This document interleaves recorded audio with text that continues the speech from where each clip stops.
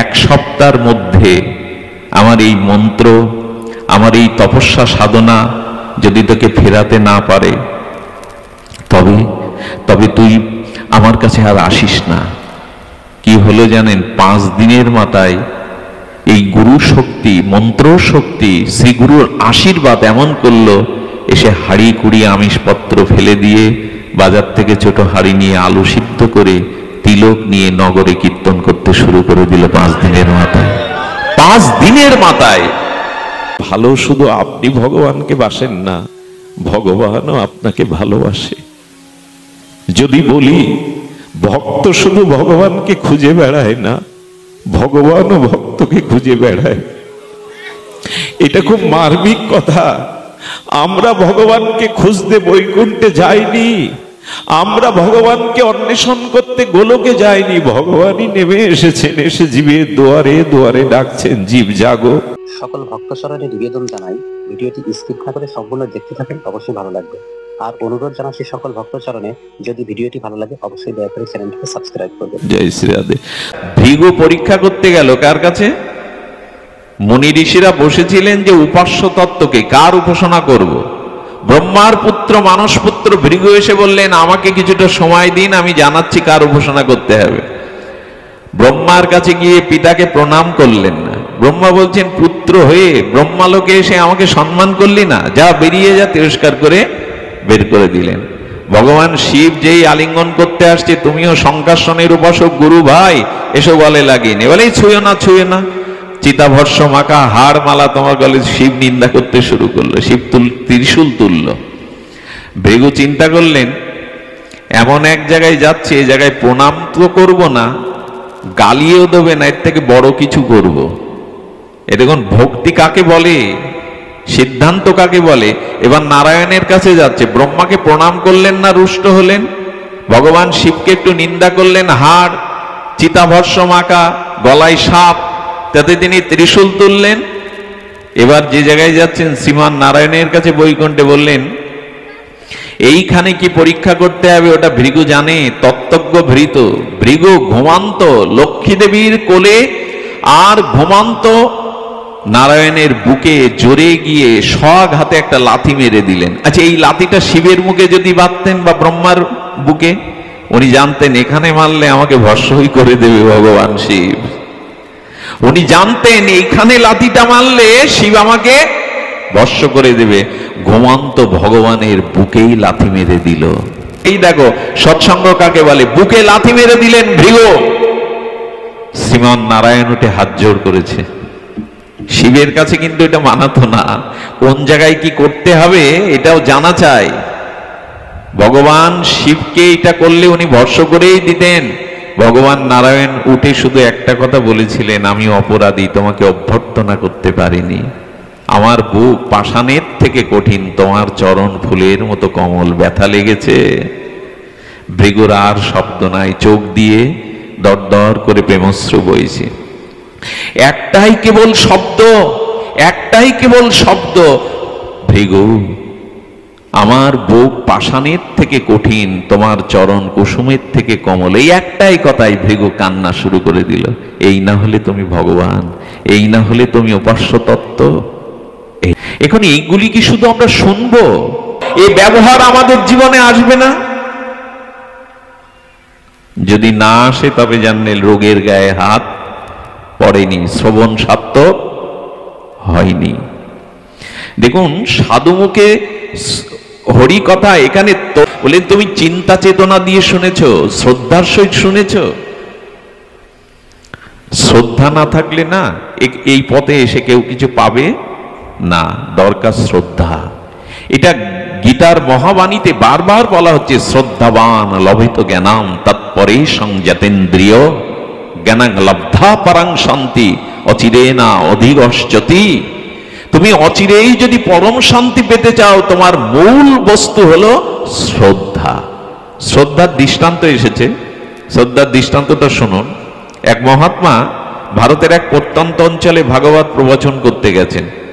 তো তিনি ছিলেন মহাত্মা ভজনানন্দী। তার শব্দাবলীর মধ্যে ভজন অনুভূতির রস ছিল, অনুভূতি ছিল। তো সকলে মোহিত হয়েছে, অনেকেই দীক্ষা নিয়েছেন, আর প্রবচনের ভক্ত সংখ্যা বাড়তে লাগলো। শেষের দিন তিনি হাত জোর করে বললেন, আপনারা এই ভাগবত শ্রবণ করে সাধুসঙ্গের দ্বারা আজ প্রতিজ্ঞা করুন ব্রতপূর্বক, যারা নেশা করেন, যাদের কুঅভ্যাস আছে, তারা একটা অন্তত পতিত কর্ম থেকে বিরত হবেন। আপনারা আজ প্রতিজ্ঞাপূর্বক এটা ব্রত করুন।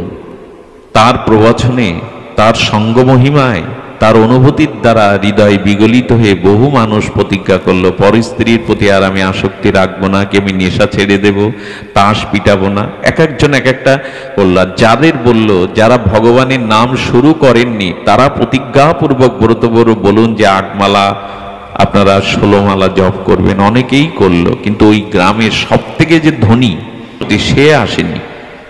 সবাই ধরল, বাবা আপনার অনুভূতি, আপনার প্রবচন, আপনার প্রজ্ঞা আমাদের হৃদয় বিগলিত করেছে। কত পাষাণ্ড ব্যক্তিও সৎ প্রতিজ্ঞা করেছে হরিনামের, অসৎ বৃত্তি পরিত্যাগের। বাবা উনাকে যদি আপনি একটু করুণা করতেন, তাহলে ওনার দ্বারা এই গ্রামের বহুত কল্যাণ হতো। বলে আমি তো যেতে পারি না, ওনাকে এখানে আনো। তা এখন এমন একজন আচার্য, তিনি যদি আহ্বান করেন উপেক্ষা করবেন কি? সেট এসে দাঁড়িয়েছে। দাঁড়ানোর পরে বললেন, দেখুন আপনি আমাকে যতই উপদেশ দিন, আমি হরিনাম ভজন সাধনগুলো আমার করবার অবসর নেই, রুচিও নেই। আর আপনি অন্য কিছু বলুন, ভজন বাদে। কি বলছেন কথাটি? ভজন বাদে আপনি অন্য কথা বলুন। উনি বললেন, বাবু আমি তোমাকে ভজনের কথা বলবো না, অন্য কথাই বলছি, তবে তোমাকে একটু প্রতিজ্ঞা করতে হবে, এটা তোমার সামর্থ্যে আছে, তুমি পারবে। প্রতিজ্ঞা করলেন। প্রতিজ্ঞা হলো, আচ্ছা তোমার বাড়ির সামনে কার বাড়ি? বলে একটা কুমোরের বাড়ি। কুমোর মানে যারা মাটির বস্তু মৃৎশিল্পী যারা। তো বললেন, আচ্ছা তুমি এক কাজ করো, তুমি সকালবেলা উঠে জল গ্রহণের আগে, অন্ন গ্রহণের আগে একবার ওই কুমোরের মুখটা দেখবে। কুমোরের মুখ না দেখে তুমি জল গ্রহণটা, এটা সম্ভব কি তোমার জীবনে? এতে ভজন নেই কিছু।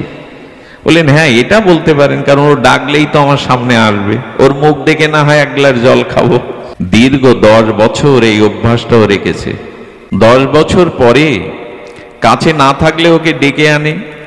একদিন তো বেলা 10টা বেজে গেছে, সেট অফিসে বা বাণিজ্যালয়ে যাবে, কোমরকে দেখছে না। স্ত্রীর কাছে গিয়ে বলছে, কই ওর মুখটা তো দেখা দরকার। কাউকে বলেনি কারণটা। তো বলছেন উনি পাহাড়ে মাটি আনতে গেছে। উনি বললেন, না খেয়ে তো থাকা যাবে না, যাই একটু। অভ্যাস যখন করেছি, গোসাই যখন আমাকে একটা অভ্যাস দিয়ে গেছেন, দেখুন শ্রদ্ধা কাকে বলে, শ্রদ্ধার পরিণতি কি। পাহাড়ে ওই কুমোর কি করেছেন, মাটি খুঁড়তে খুঁড়তে আর বড় দুটো ভাণ্ডের মধ্যে হীরা আর মুক্তা পেয়ে গেছে। ও তখন বিস্ময় প্রকাশ করে কি করবে বুঝে উঠতে পারছে না। আমার সামনে এই সুরক্ষিত মণিমুক্তা 2 ভাণ্ড। ও চারিদিকে তাকাচ্ছে, কেউ দেখলেই তো ওকে মেরে দেবে। সম্পদ যদি অন্য দেখে যায়, এই সম্পদ কেউ তো মেরে দেবে। এই শেঠ গিয়ে পাহাড়ের পাদদেশে অনতি দূরে দাঁড়িয়েছে। ওর বদন দা দর্শন করলে তো কিছু মুখে দেবে না। হ্যাঁ, তখন শেঠ বলছে, কি গো আমি দেখেছি তোমায়। বলে, সর্বনাশ, ইনি তো দেখেই ফেলেছেন। দেখেছি মানে ওই কথা যদি উচ্চারণ করে কি বোঝায়? সামনেই তো সেই হীরা মুক্তার ভাড়া, বলছেন আমি দেখেছি। দেখতে এসেছিলাম, দেখেছি। উদ্দেশ্য তো ওর মুখ দেখা। সঙ্গে সঙ্গে ঘোড়া নেমে এসে পায়ে পড়ে বলছেন, শেঠ আমি এর 1/2 ভাগ আপনাকে দেব, কাউকে বলবেন না। অনেক দিনের দরিদ্র জীবন, যদি ধনী হতে পারে আমি 1/2 আপনাকে 50-50 দিয়ে দিচ্ছি। মুক্তাগুলো যখন সামনে দিয়েছে, বিস্ময় প্রকাশ করে এই প্রথম তার চোখে জল এলো। ওই সাধুর কথা মনে পড়ল। উনি ভজন বাদে আমাকে একটা নিয়ম দিয়েছিলেন যে আমি কোমরের মুখ দেখে যেন জল স্পর্শ করি। আর সাধু বাক্য আমি নিষ্ঠার সহিত পালন করে আজ মুখ দেখতে গিয়ে আমি হীরা মুক্তার মুখ দেখলাম, যে সম্পদ আমার ভান্ডারেও নেই। আমি যদি এই প্রতিজ্ঞা না করে এই করতাম, সকালে উঠে আমি শ্রী গুরুদেবের বদন দেখবো, রাধা মাধবের বদন দেখবো, আমি ভগবান পেয়ে যেতাম। হাওড়াতে একবার এক মহাত্মা এসেছিলেন বৃন্দাবনের। মহাত্মা আসার পরে বললেন, বাবা একে একটু কৃপা করতে পারেন? বলেন, ওর এক হাতে মদ থাকে সন্ধ্যাবেলায়, আর ঢুলে ঢুলে রাস্তায় পড়ে থাকে। সেই মদ করে সে বাবা বাবা করে গুরু মহারাজের চরণে উনি সেই মহাত্মার চরণে এসে বললেন, বাবা আমাকে দীক্ষা দেবে? বাবার কি একটা করুণা হলো, এমন করুণা হলো, বলল ওকে স্নান করিয়ে একটু তিলক করে একটু ধুতি পরিয়ে দিত, আমি এখনই দীক্ষা দেব। দীক্ষা দেওয়ার পরে ঘরে দরজা বন্ধ করলেন, খুব করুণার দৃষ্টিতে চেয়ে বললেন, কি কি করিস কো অভ্যাস আমায় বল। বল বাবা প্রতিদিন সন্ধ্যা 1 বোতল লাগে, আমার ডান হাতে থাকে ওটা, পর স্ত্রীর প্রতি আমার আসক্তি আছে। বাবা মাথায় হাত দিয়ে বললেন, কাল থেকে 2 হাতে 2 বোতল নিবি। পর স্ত্রীর প্রতি একজনের আসক্তি থাকলে আরো বাড়াতে পারিস, তবে শোন 1 সপ্তাহের মধ্যে আমার এই মন্ত্র, আমার এই তপস্যা সাধনা যদি তোকে ফেরাতে না পারে, তবে তবে তুই আমার কাছে আর আসিস না। কি হলো জানেন? 5 দিনের মাথায় এই গুরু শক্তি, মন্ত্র শক্তি, শ্রী গুরুর আশীর্বাদ এমন করলো, এসে হাড়ি কুড়ি আমিষপত্র ফেলে দিয়ে বাজার থেকে ছোট হাড়ি নিয়ে আলু সিদ্ধ করে তিলক নিয়ে নগরে কীর্তন করতে শুরু করে দিল 5 দিনের মাথায়। 5 দিনের মাথায় মন্ত্রের শক্তি এটাই, সদ্গুরুদেবের শক্তি এটাই। এনারা পারেন, এনাদের সেই প্রজ্ঞা আছে, সেই করুণা আছে, শ্রীগুরু করুণা। এই জন্য আমাদের উচিত একটা সৎ সংকল্প, দৃঢ়তা, শ্রদ্ধার সহিত ধারণ করা। কিন্তু আজ সব নষ্ট হতে বসেছে। আমরা শরীরের রোগটা দেখছি, আমাদের মনের রোগটা দেখছি না। মনের রোগটা আমরা সারাবার চেষ্টাও করছি না। সবকিছু সংস্কারটাই নষ্ট হয়ে গেছে। হিন্দু পাড়া দিয়ে মাঝে মাঝে যায়, গিয়ে দেখি সন্ধ্যাবেলা মায়েরা টিভি চালিয়ে দিয়েছে, জোর করে টিভি চালিয়ে দিয়ে, শঙ্করধ্বনিও নাই, খোলকর্তাল, খোল বাদ দিন একটা করতাল দিয়ে হরিনাম নাই। সন্ধ্যাবেলা হিন্দুর ঘরে টিভি চলে, সেই ঘরে সে শান্তির প্রত্যাশা করে, দেবতার আশীর্বাদ প্রত্যাশা করে। টিভি দেখতে নিষেধ নেই, কিন্তু ভরা সন্ধ্যাবেলায় শঙ্করধ্বনি, মঙ্গল ধ্বনি, অন্তত নিতাই গৌরের নামটা তো একবার উচ্চারণ হবে, সেটা নাই, সেটা নাই, সেখানে টিভি চলছে। 56 প্রহার, 24 প্রহার, 72 প্রহার, অষ্টকালীন লীলা কীর্তন, ভাগবত পাঠের জোয়ার বইছে। ফলাফলটা কি? রোগ কোথায় সারলো আমাদের? ভক্তি কোথায়? শুভ সংস্কার কোথায় আমাদের?